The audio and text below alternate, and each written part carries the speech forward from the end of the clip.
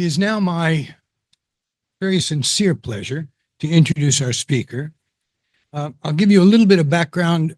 I've known Linda Ziglar for about 15 years, I think we figured out.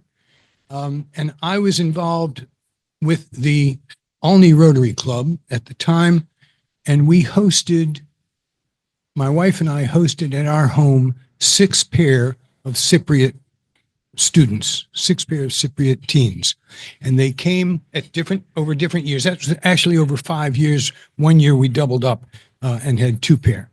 And these were kids from the north and the south. 1 kid from the north, 1 kid from the south of Cyprus. One was brought up in a more or less Turkish environment, and the other brought up in a Greek-based environment. And that cultural difference has been a pain in Cyprus for quite some time.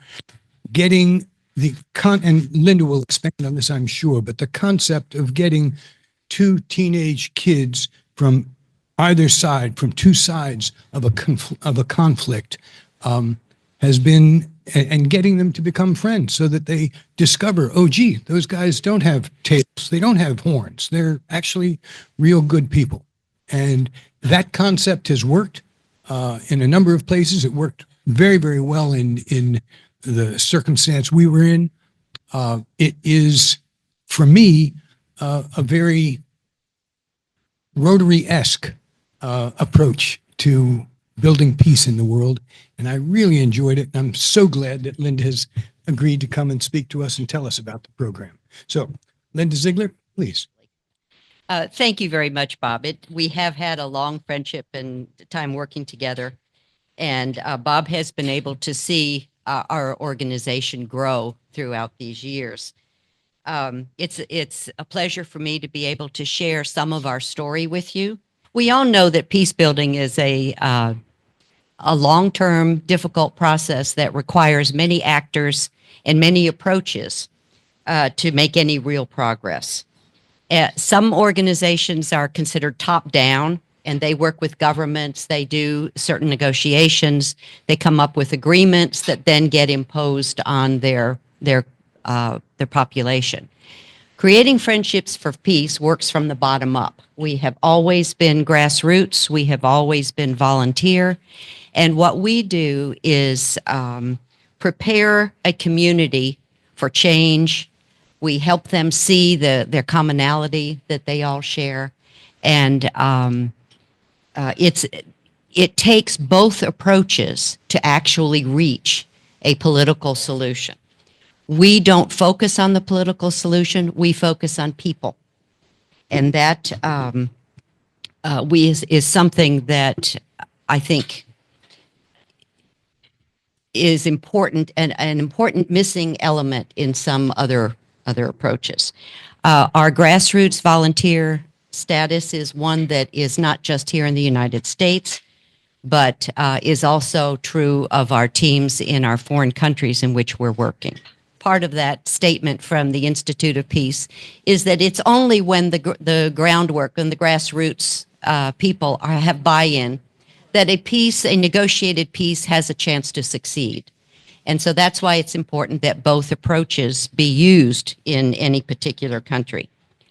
Our mission is to bring teenagers together to establish a friendship, and then to extend those friendships to their parents, and then eventually to the broader community. Creating Friendships for Peace, or CFP, as you're going to hear me say because that's a long name, is the oldest U.S. volunteer grassroots organization in the U.S. We trace our roots back to 1981.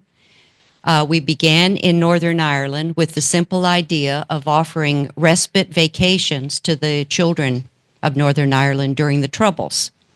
Since then, we have developed into a much more complex organization with professional volunteers, with a theory of change, with an established curriculum, and with a real sense of who we are and how we make a difference.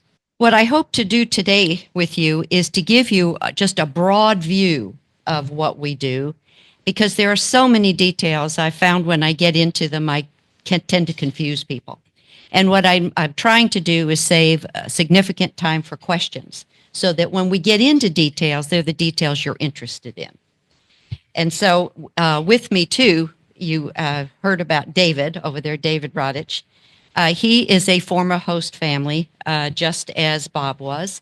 And he has also then stayed on to work with us. He now is our Middle East program coordinator and responsible for our program in Israel, Palestine.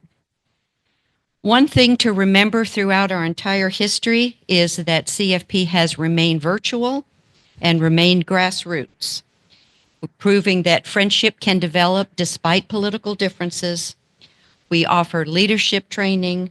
We have people discover their common elements, as I've said. And we teach tolerance. We teach leadership development. We teach development of self and community responsibility.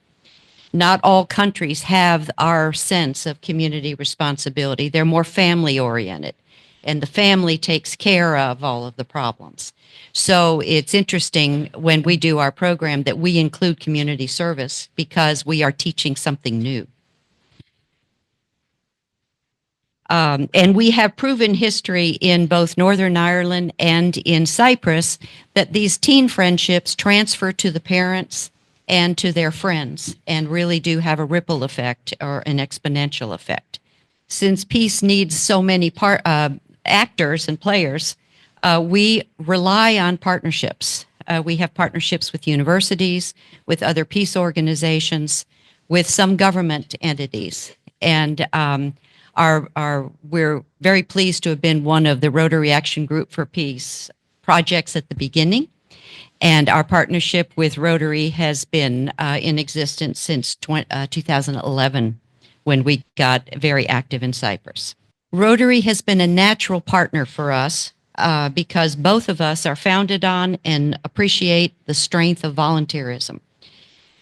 With volunteerism, we have found a higher level of commitment, the ability to adapt to the unexpected more quickly. There's no bureaucracy to work through. We just see a problem. We work to see how to resolve it. And like Rotary, the volunteers of CFP are professionals who come with known life and career experiences to make our organization current and efficient. This is a chart of our current leadership, and I show it because it's a tribute to our long-term commitment. You'll see that with the steering committee and especially with the board, we have people involved who have been with us for over 20 years, up to 30 years. We're having one close to 30. And I think that speaks volumes for why we are still around and as strong as we are. Some of our professional positions are really part-time. People offer part-time skills like graphic design, that sort of thing. But in terms of the day-to-day leadership, it is our steering committee and our board of directors who provide that continuity.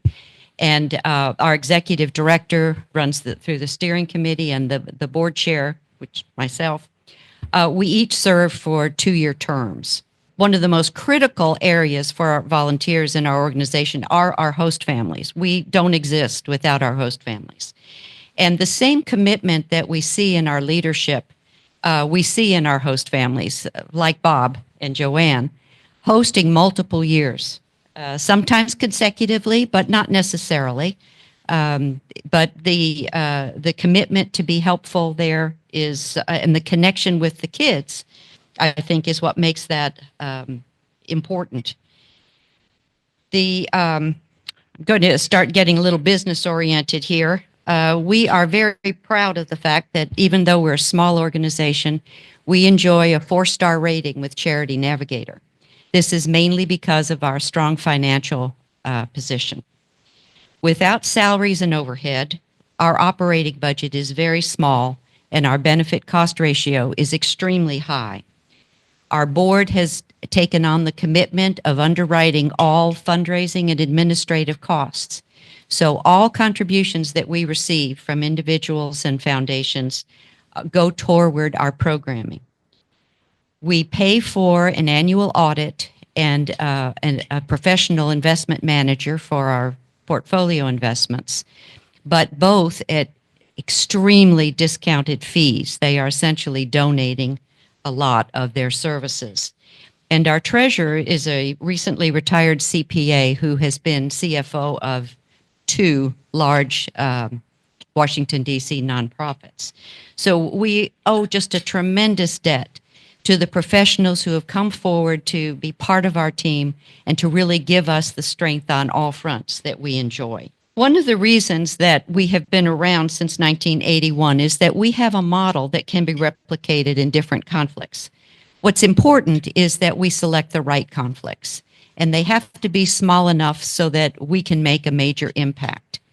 We take a long-range view of our work. We were in Northern Ireland for 21 years. We have been in Cyprus since 2009, and we go knowing we're going to stay, knowing that we're starting with the teenagers, but ending up with the larger communities. And so I'm going to step you through a little bit how we do this, how we create a friendship program, and use the Cyprus as our comparison. The first team we have to create in any new area is the teen coordinators. They are the ones who recruit, who interview, and actually select the teenagers who eventually come to the United States. One of the difficulties we've had is that peace building is now a career. And so to find the right people, to find those that are really qualified and also willing to volunteer their time with us can take time. And but when we find them, what we find is they stay, which is the most important thing for us. So we don't mind taking the time.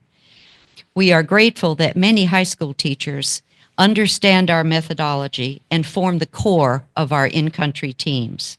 When we first begin a friendship program, the first thing we use for recruiting is you get to come to the United States for a month. That has been very exciting for many of our kids who are making their very first trip to the United States. What's also important is that they have willingly chosen to come knowing they're going to live for a month with a person from the other side. And when we started in Cyprus, many of the kids on either side had never crossed over. So you can only imagine the kinds of things they thought happened on the other side. Some of them were kind of ridiculous, but that's how they came. Over time, especially in Cyprus, we have been a really good catalyst to have caused thousands now of crossing back and forth, as well as the climate improving. And so that part is not as important now as it was in the beginning of our program. As this teen program begins to develop, we are working on developing the in-country team. And we create a legal entity there called the Parents and Friends Association that handles all the financing in that country. And we also encourage them to develop a camp program. The camp program allows us to touch more teens and their families than coming to the U.S. does. So we jump from, maybe 40 or 50 kids coming to the U.S. to suddenly 100.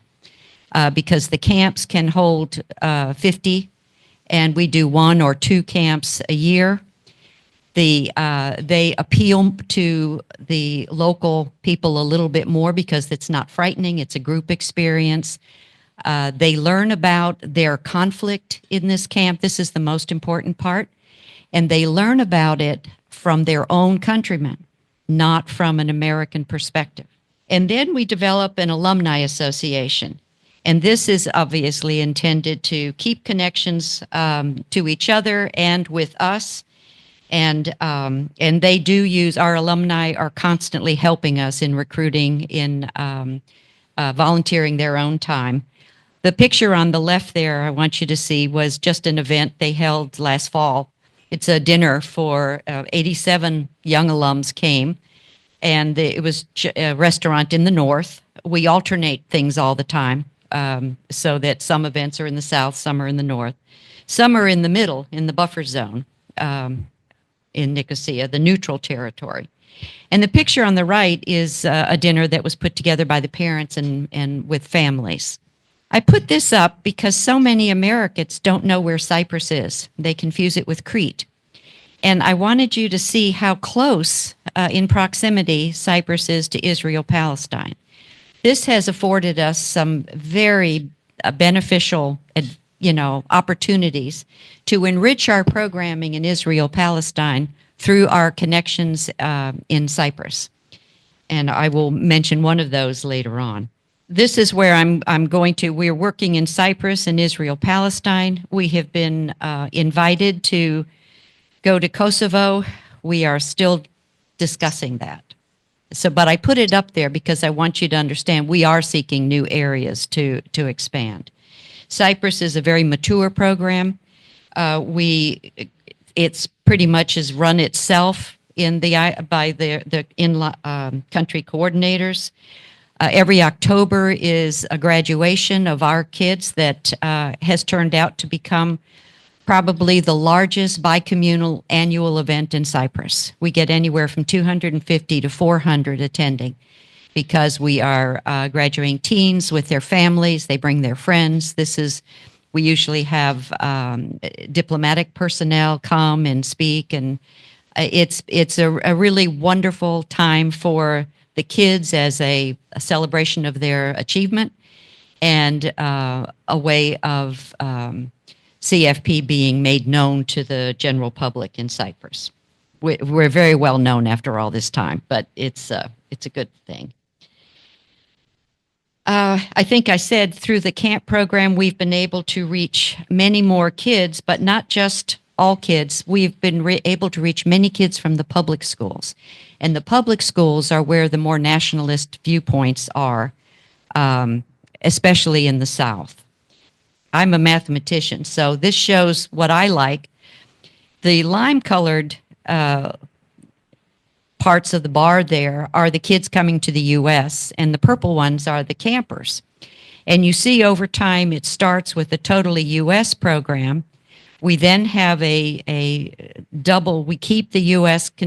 cohort standard, and we start adding the campers. And then we suddenly start switching, and we start reducing who comes to the U.S. and enlarging the campers very deliberately. And we are now at a sort of standard. We take about 20 kids to come to the U.S. each year. This frees up money so that's what allowed us to then start working in Israel. Currently, since the program is running so well in Cyprus, what we're doing here in the United States is focusing our energies on developing the alumni program and energizing the Parents and Friends Association. We're making a lot of progress on this. One of the benefits of attending the Peace Conference in Istanbul was that we met representatives of various Rotary clubs in Cyprus that are starting to finally collaborate which has not always been the case. What triggered this was the earthquake in Turkey. And it's a very positive movement. We have already met with representatives from those clubs. We've declared ourselves part of the team. And one of the events they're working on is a fall symposium that we're very encouraged about and will be supporting. And then another thing that we have done here in the U.S. is we'll be launching in August our CFP Institute, which is continuing education essentially for our alumni, reminding them of their leadership skills, presentation skills, all those kinds of things that they'll need if they're going to become more activist. We try to stay non-political in any country that we're in, but we encourage our in-country team to not just sit back and look at this as a U.S. program. We're expecting them to be the ones to care about making change in their country. How can Americans get involved in our program and keep this thing going? We all agree that we would like to see a more peaceful world. And frankly, hosting a pair of teens from CFP's program is one way that we can participate and actually do something.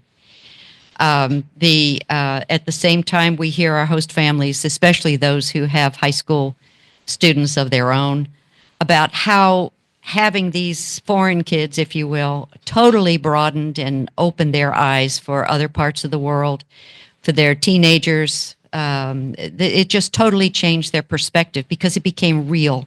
It wasn't just news on the TV or in the newspaper. And many of our host families who make the effort, not all of our host families do. We look for ones that do, but like Bob and Joanne, those who make the effort to have these strong bonds with their kids, it's not at all a surprise that they travel for weddings, for graduations, for births of children.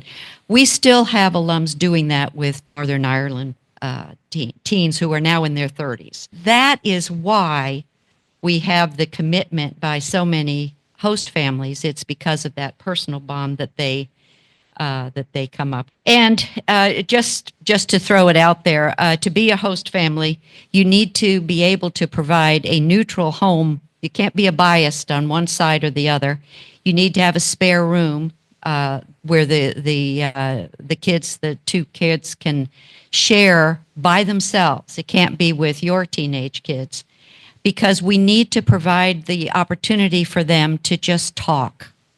That's what that's what I'm going to show you is that we're known for. And you need to provide day-long supervision. So families where both parents are working just don't work. We have promised the parents of the teens who have entrusted their children to us that we will protect them.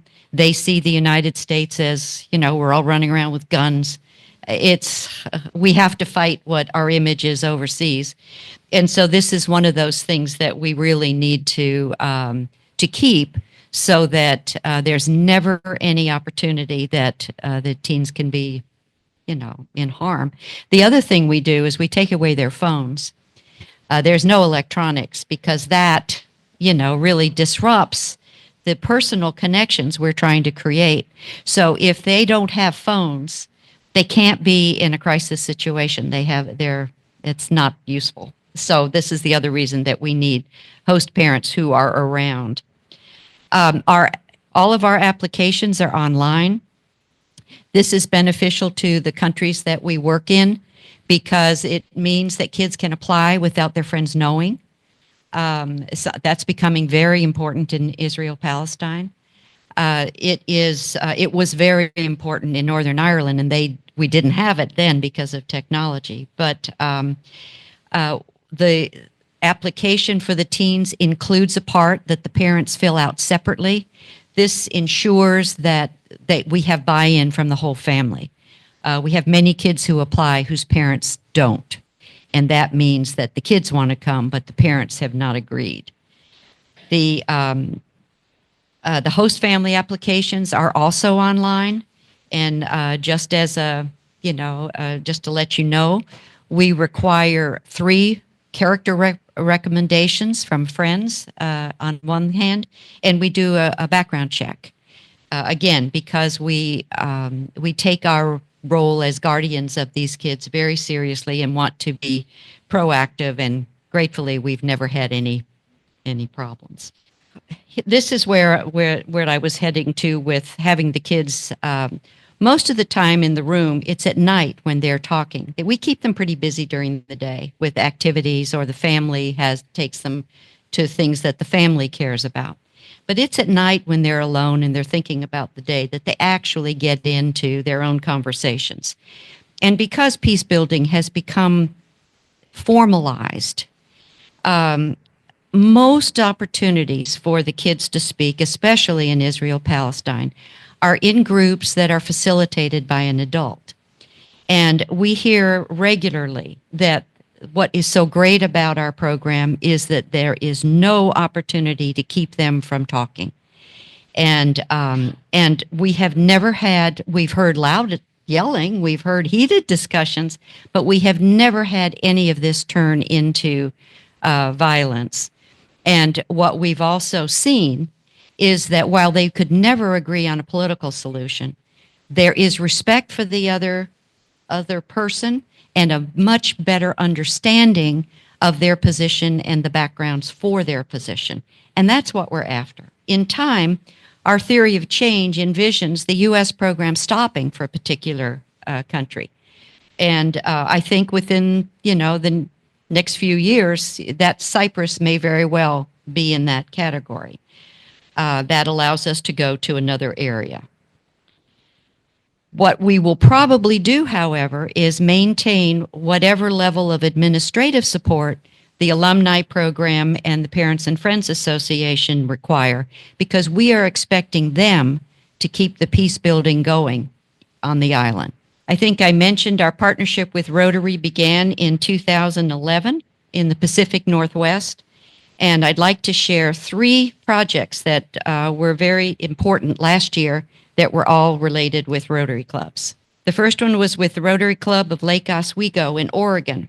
They have adopted us last year and this year again as their peace project. And what that means for them is that they fund the airfare for 2 pair, that's 4 teens, and they provide the host families for those teens. And then those teens participate in our main program, but at some point, the kids do speak at a club meeting.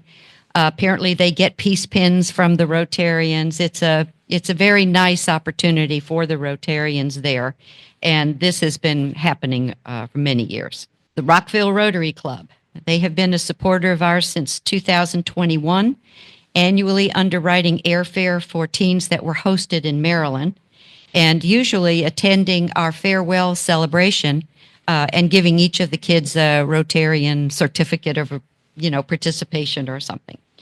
Last year, this is why I've got these last 2 ones. Last year, of course, with the war in Hamas-Israel war, we couldn't do our normal programming of combining Cypriot kids with Israeli Palestinians. And so what we came up with was a very specialized program in New Hampshire for the pairs that were selected to come. And then because we're such a personal program, we're not group-based, we're one-on-one, we felt that it was really, the kids who applied to us last year were expressing more risk to apply than to any other program. And we did not want them to feel unselected. We wanted to do something for them. They were reaching out for something, we wanted to provide it. So we came up with the idea of using an EU facility on Cyprus, and that for anyone who had applied but was not selected to come to the U.S., they were then eligible to come to this camp. And we had Israeli-Palestinian facilitators there, and both the program in New Hampshire and this camp in Cyprus were unbudgeted. So Rockville, because they were such a normal, regular supporter, called and said, "You haven't put in your grant request." And I said, "Well, we're not going to have kids in Maryland this year." And so they said, "What are you doing?" And so I explained it, and they just jumped on the camp in Cyprus. They said, "We don't have to do a local grant. We can do an international grant." And they jumped in, and they not only did their donation, but they got a matching district grant, and they ended up covering all of the costs of the camp in Cyprus. Yeah, Hyundai was supposed to be here, but it meant so much, and I am now very proud to say I'm a new member of the Rockville Rotary. And then final slide is Milford Rotary Club in New Hampshire. They actually provided some funding for that special programming in New Hampshire, but something else was good here, and that was that an Interact club there started. We involved them in the programming for the kids there, and the Interact teens and our Israeli-Palestinian teens jointly made a presentation to the Milford Rotary Club to, talk about their experience. And that is something we've been working at, and I'm very pleased to announce that beginning this summer, we have expanded our program in our U.S. hosting areas to include American teenagers. We have been advertising through high schools, of course, houses of worship, and specifically Interact clubs. And next year, we're going to have hosting in Wilmington, North Carolina, Houston, Texas, and then the Pacific Northwest. We call it Oregon, Southwest Washington. It's a little area there. And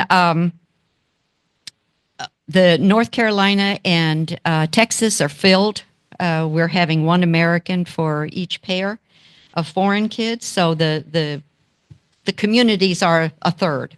United States is a third, one half of the community, one half. So I thank you for your comments, and I honestly did deliberately keep out all the details. So I'm hoping there are questions. And so who'd like to ask the first question? Thank you. Presumably a kid from Northern Cyprus and a kid from Southern Cyprus don't speak the same language at home. So do they communicate in English? Thank you. That's an excellent question. Also, what is the nature of the current border between North and South? Is it militarized or what? Okay, first, we require kids to come speaking English because English is a neutral language. And some are better at English than others. That we don't really hold that against them. Some kids who come have this hope that they will improve their English. So, that's one of their motivations. But no, we require that they speak in English, and especially when they're here in the United States, so the American parents can understand them. The borders in Cyprus have not changed since the buffer zone was created. It is really a testament to non-action. I don't think there's any way to describe it. It's just one of the things we're struggling with now is trying to, I think the people in the north are becoming more and more concerned because more and more settlers are coming from Turkey. And so the balance of the demographics there are switching more and more to a population who want to be a part of Turkey. And the Turkish Cypriots do not. They may speak the Turkish language, but they do not consider themselves Turkish. They are Cypriots, and you get yourself in big trouble if you get that wrong. So that part of it has been the same. In all honesty, being stationed as one of the UN troops to the buffer zone in Cyprus is your reward. It's like a 6-month vacation. And it's a lovely island. It is a vacation. There has not been any violence for quite some time. Yes, I was going to ask about visas because the current situation is becoming pretty critical and nobody can really come to the United States. So how are you dealing with that? Trust me, we have been talking about this. One of the things we do is maintain very strong relationships with embassy personnel in each country that we're working in. So we have been fortunate that in the past we've always been able to know that we would get a group of visas saved for us, and that was never an issue. We're not expecting the current changes to be a problem for us because they don't come on student visas. They're not here to go to school. So they come on regular tourist visas. And so we are going to test it. We have our Cypriots coming so we'll see what happens. I've not heard anything that has said that the embassy in Cyprus is thinking there's going to be a problem. We are seeing traveling being more and more difficult, both leaving and coming here for kids from Israel, Palestine. And so we have totally changed our program this year. We're doing it internally. And again, being very creative, being able, between COVID and this war, we have just been pivoting right and left. But thankfully, the kids who have been impacted have been extremely appreciative of the effort. And I will tell you, it was A very emotional day was October 7th because we had kids that were being attacked by Hamas on WhatsApp talking to us. And we had kids, Palestinians, who were afraid. We have kids from Gaza that we are still trying to be helpful to, at least emotionally. It's about all we can do. It was a time when we really saw these kids, they didn't care. They knew that they had us as sort of the umbrella. And I can't tell you how humbling that was. It makes a huge difference. So we stay and we keep doing what we can. How do the local authorities in Cyprus on either side view your program? One. And are there any nonprofits other than, say, Rotary that have been helpful? What kind of alliances have you made locally? Well, in all honesty, when the negotiations collapsed in 2017, all the other peace organizations left. We were left and the peace players stayed, but the peace players left a few years ago as well. So we really hold we're very valued because when we said we were coming for the long haul, we clearly meant it. And depending on how we're perceived, we don't usually get into the press in the South, although we're starting to. Depending on the temperature in the North, I mean, there were times when they were very pro-agreement, and then we got a lot of press coverage in the North. We got a lot of television coverage. We got a lot. When we knew that we were making a real difference is when the governments changed in the North, and suddenly we were front page story about brainwashing the kids, and we thought, wow, now the Turkish Cypriots were nervous that this would make us, concerned. What we saw is clearly if they're afraid of us, we must be making a real difference. So, so right now I'm hearing there are enough people that are getting frustrated with the lack of activity that there are starting to be news sources popping up that are bicommunal, that are looking for both sides. And we actually have one. It's an online news service that has adopted us, if you will. They came to one of our graduations, and they are promoting our activities, our alumni things. A lot of what we do is done internal to Cyprus. We don't necessarily have to know about it, and that's good. But yeah, it has been a challenge publicizing our program because we can't use the public schools, that we're not allowed by the principals. They see us as, causing trouble.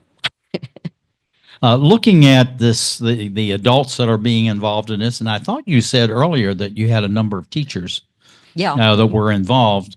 So how do you see that, even though the principals and the authorities may say, no, we don't want this in the schools, how the teachers actually incorporating this into their lessons? It could be in social science. It could be just being good people, whatever that you see it. Yeah, the way Thank they you. do it is we use the teachers who are the sponsors of the Model UN, who are the sponsors of the European programs. There are various European exchange programs for students. One of the things that we have enjoyed for a very long time is that there's a big parliamentary proceeding called Euroscola, or like the European Youth Parliament. And since there are very few, there are just some private schools that have both communities involved in their student body. We are seen classified as a school for their purposes because we provide them with a delegation of 20 kids, 10 from one side, 10 from the other. So the teachers have to, the principals know about them, but it's not an in-your-face kind of thing. And we have meetings in community centers, hotels. We've got such a network of parents whose kids have benefited from the program that we get a lot from their contributions. As I said, they come back and help later on. Thank you very much. I will share with you all, this program has really been great, and the demographics of Rotary clubs in the burbs are rather different than the DC Rotary Club. And while I've tried to get DC Rotary members involved in hosting kids, it's rather difficult. The demographics here make it difficult. We aren't really a bedroom community like only Maryland, where it fits. But I will tell you a little bit about Linda. We were in Turkey together and found ourselves out on a boat on the Bosporus. And what else do? We danced. And that was a marvelous time. Linda, in our club, we honor our speakers with the planting of a tree. And you will be immortalized in a park here in Washington, D.C.